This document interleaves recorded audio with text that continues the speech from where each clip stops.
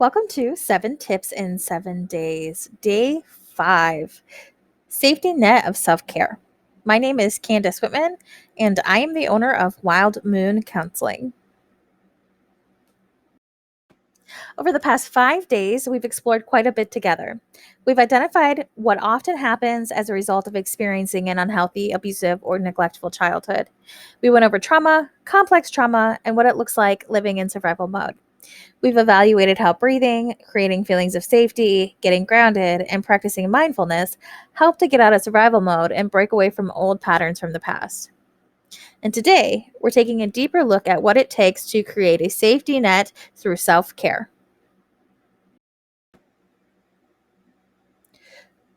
Those of us who grew up in unhealthy environments struggle with creating routines for ourselves as adults. We likely experience two extremes: no structure at all, and the opposite, forced structure that didn't work for us. We often never realize that we can build structure to actually help support us and our well being. You can build structure and routine around what works for you. It doesn't have to work for everyone else, but it's got to work for you. And that way, when things go awry, you've got a routine to help catch you so you don't fall so hard or so far. There are many ways to build routine of self-care. Start slow and add one thing in at a time so you don't get overwhelmed. When you choose what to add into your daily routine, pick a general time of day you'll do that one thing. So think of something you do every single day and add this one new thing right before or right after. For example, I always take the dogs out right after I get up. When I started my meditation routine, I added in meditating right after I came back inside before I did anything else. Not having to think about when I was going to do it helps tremendously in following through. So once you pick a time of day, try it out. If it feels like it doesn't work for you, assess what is interfering with your ability to follow through. Do you need to find a different time of day? Is there something about what you're doing that isn't quite working for you? It is really important to take the time you need to really be gentle and go through the process of finding what works best for you. If something isn't working, get curious about what it is instead of just giving up.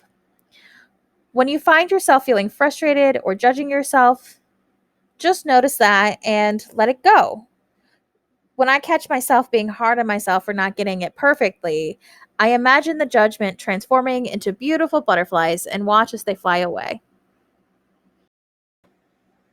So, here are some ideas of self care that you might consider: meditation, journaling, exercise. And just a side note, exercise is self care, requires being gentle and listening to your body. Avoid overly vigorous exercise where you're pushing yourself too hard because you'll end up in survival mode.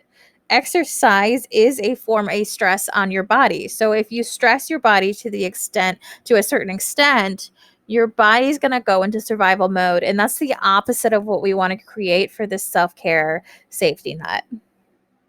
You'll want to do gentle movements like stretching. You can do reading for fun or art or music therapy. Again, just pick one activity to start with. Slowly add that one activity into your daily routine. And when it doesn't work, don't jump to quitting.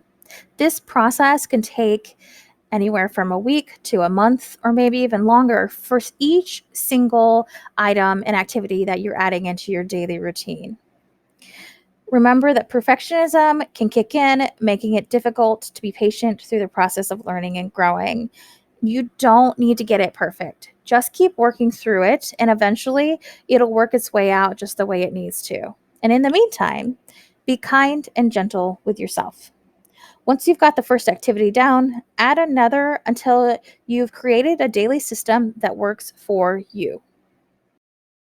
Still to come, day 5 tips can be used to implement lifelong changes, and change can take a long time to implement.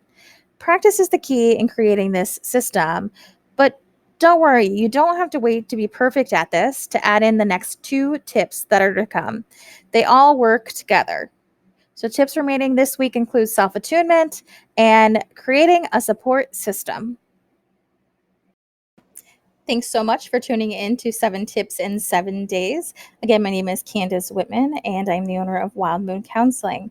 If you have any questions, you can send me an email at candace@wildmooncounseling.com. Have a great evening, and stay tuned for tomorrow's lesson.